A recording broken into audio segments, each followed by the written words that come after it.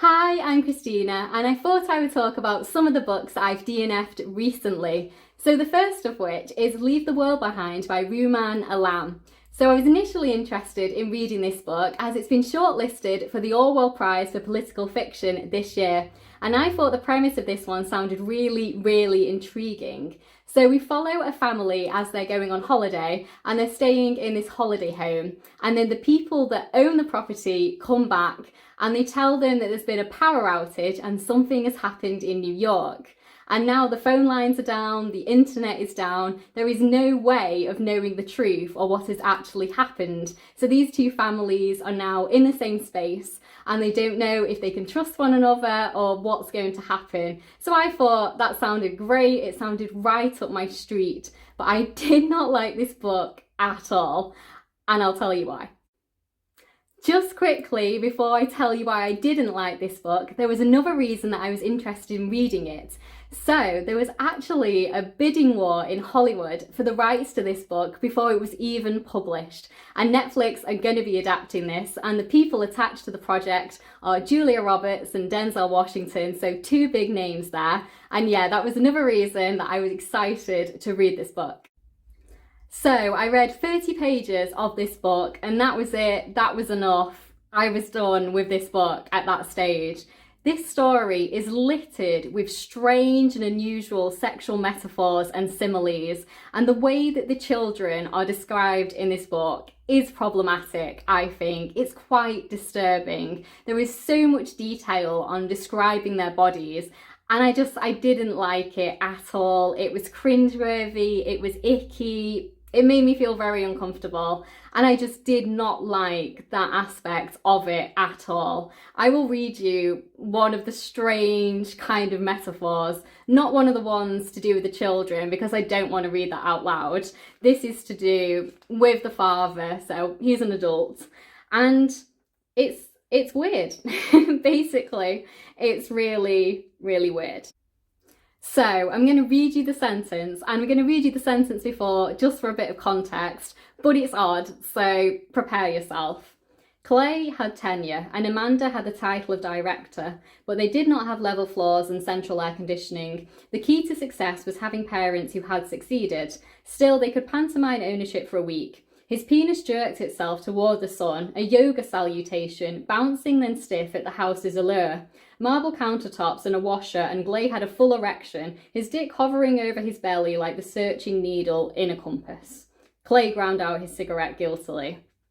It's strange. I think it's really odd. And there's a lot of that. And the way that they refer to the children is sexual, and it's strange. And I didn't like it. And I've heard quite a few people mention that they're reading this book. I haven't listened to reviews because I didn't want any spoilers, but nobody else has actually kind of picked up on this, people that said they've enjoyed it. And I don't know if I'm seeing something that other people aren't seeing sometimes, but a lot of this was just strikingly, it was bad, and I didn't like it. And I also don't like the writing style of this. I'm finding it very clunky, and there was some phrases that just really took me out of the story. And the way that it's written, to me, feels very pretentious. He uses so many big words when you don't need to use the big words all the time. And it just read, clunky, it's overwritten, and it's pretentious. I'm just going to say it. It reads pretentious to me. And yeah, I don't like it. I don't connect with this book, and I don't want to keep reading it. I don't care where it's going to go. And yeah, that's it for me. So that's the first book that I am going to DNF now. So that's that one. I have one more thing actually, is there's also a part, and it's such a weird stylistic choice, where he lists what the mother is purchasing. So she's going into a shop and it says she purchased, and then that is repeated again and again for over a page, and it's just like she purchased, and it's so repetitive, it's so tedious, and it's just a really strange stylistic choice. I'm not sure why you chose to write that section like that, because all of the emphasis it's pointless. I don't know what we're doing. I didn't like it. That was just a second little gripe. I was just reading it going, I don't care what she bought, like the nitty gritty of everything she bought. Just tell me she purchased some food products and be done with it and leave the shop. But no, it was relentless. The description of what she purchased, and it just felt unnecessary and strange. And that was another thing that brought me out of the story. So yeah, that was my thoughts on that one. If you have read this book and you enjoyed it, did this actually strike you as something that was odd, or did you not notice it at all? Is this something that I've looked at and thought, oh, that's a bit weird? Let me know your thoughts if you've read this one down below, because I'd be really interested to talk to you about it.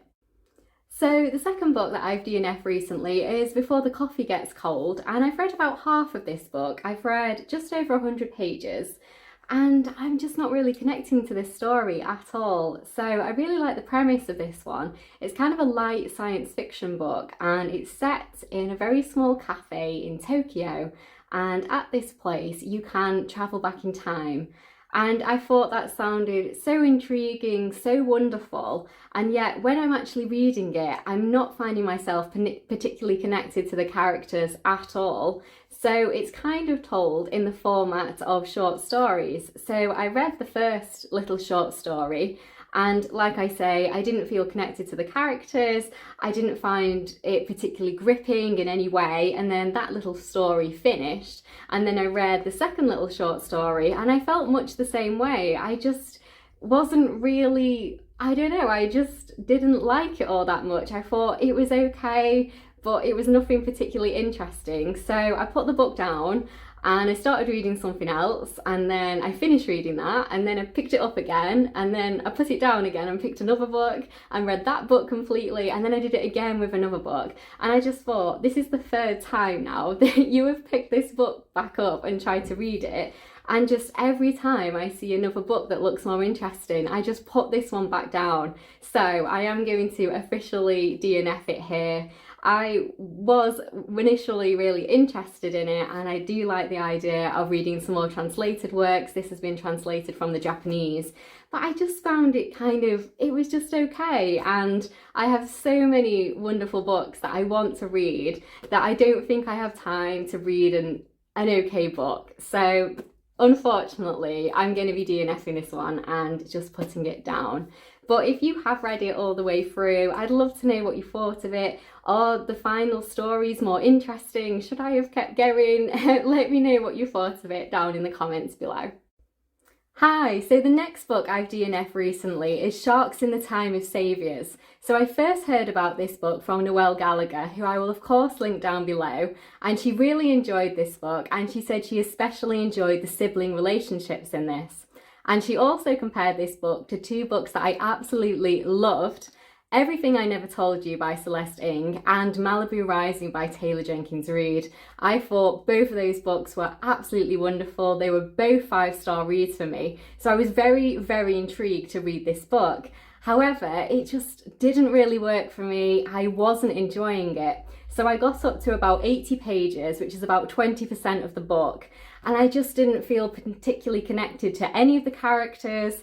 I didn't really care where the story was going to go. I wasn't really gripped by the writing style, and it just felt like a bit of a slog for me to keep reading this. So when I went to pick it back up again, I was just like, I really don't want to keep reading this. I'm just not enjoying it at all.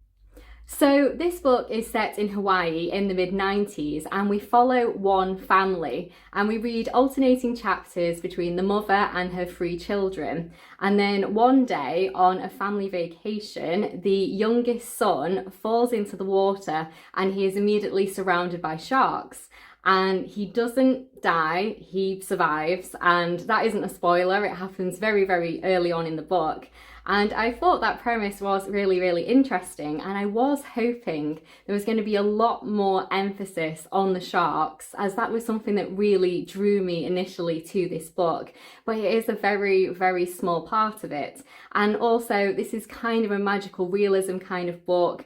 And that just isn't really my cup of tea, even though it is a very small part. And that's not this book's fault, that's me. I don't seem to get along with magical realism at all. It's just not my cup of tea. And in terms of the characters, we see initially from the mother's perspective, and then we see from the three children. And I don't know, I wasn't gripped by any of these characters. I didn't feel like I particularly cared what happened to any of them. It just wasn't for me. So yeah, I'm glad that I have put this one down because I have so many other books that I really, really want to read. So the next book I've DNF'd is The Animals in That Country by Laura Jean McKay. And I just picked this up whilst I was browsing my local library. There is a circular table in the middle with new in books, and I always have a little look at it. And I just got completely drawn in by this cover. I mean, it's so bright, it's so bold. And then when I picked it up and I thought the back sounds really interesting, it's got a good premise, and this is a science fiction book. And I'm just not really liking it at all. I've actually got a long way into this. I've read 138 pages, so I'm basically halfway through. But I just thought, I've had enough of this. I need to put it down because for me it's just getting a bit too silly. So I think it's a shame that I didn't like this one because I haven't gone into my library and just picked up a book that I've never heard of and I don't know anything about for such a long time. Definitely since starting BookTube, and I think probably even a little bit before that, maybe for a couple of years now. And that's exactly how I used to find all the books I read. I didn't know of any books, I didn't know of BookTube. I would just go into my library and I would just pick up things that I thought looked interesting that I wanted to read. So it was really lovely to do that again. And then I've obviously picked up one that I didn't enjoy, but you know. So I'm glad I did it. I'm definitely going to start doing it again because it's nice to just pick up a book that you don't know anything about at all, and I haven't heard anyone talking about this book. So I'll tell you what it's about and why I don't like it. So this book is set at the onset of a pandemic, and the main symptom of the virus is that people can understand the language of animals. And I thought that sounded really intriguing. I was really game for that. And in the beginning, you can just understand mammals, and then as the flu becomes worse, you can understand other animals, like you can start to understand reptiles, and if you have it really bad, you can understand insects, and you can just understand everything.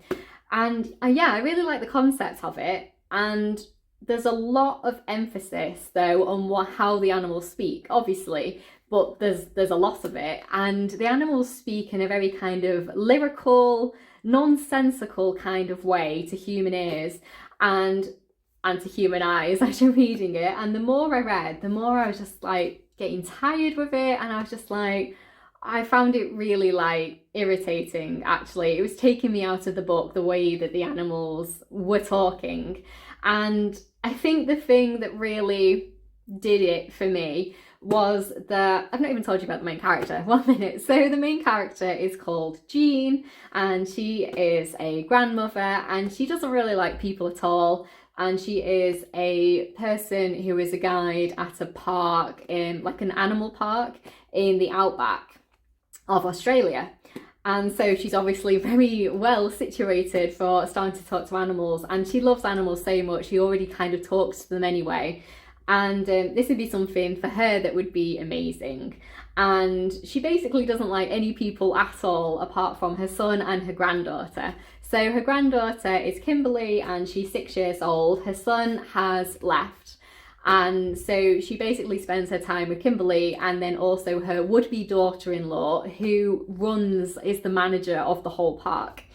And yeah, the thing that really got me is that I thought this book was going to be a lot more about the virus and how people are reacting to it, maybe on a bigger scale in terms of like on the level of the country, on a global level. That's what I was interested in, but it really is very isolated to just this one park in this outback of Australia. And the thing that got me, that I was like, no, I'm done, is that Jean gets in her truck with her favourite dingo and they kind of go on a journey, like a rescue mission. So her son comes back, He very much has the flu. He can talk to all of the animals, and he takes his granddaughter and they're going to go to listen to the whales singing in the ocean. And she's basically going on a rescue mission. And when she pops into the truck with her favourite dingo, I was like, it's not for me. So I was just going to carry on. I mean, I'm halfway through. I thought I may as well just fly through it, finish it. And then I thought, no, because you've been saying that if you're not enjoying it, put it down, do DNF it, and then you can spend that time reading a book you really, really like. So I've kind of had to stop myself to just genuinely just put it down and not pick it up again, because I'm like, I may as well just finish it. But that's not the whole point of this exercise of DNFing books you aren't enjoying. So yeah, it's not really my cup of tea. If you are looking for like a book set in the onset of a pandemic and the idea of understanding animals is exciting to you, like it was to me initially, maybe you'd like it. But yeah, it's just not my cup of tea, just not what I was hoping it to be, which isn't the book's fault. I was hoping it was going to be something else and it didn't turn out to be that. So this one is on me rather than the book. So yeah, that was that one. So those were all the books that I've DNF'd recently. Definitely let me know your thoughts on any of them. If you've read them, let me know if you think I should have carried on reading them and it was a mistake to DNF them. So thank you so much for watching. Please like the video if you liked it, and please subscribe if you'd like to see more of me talking about books. I'll see you in my next one. Bye.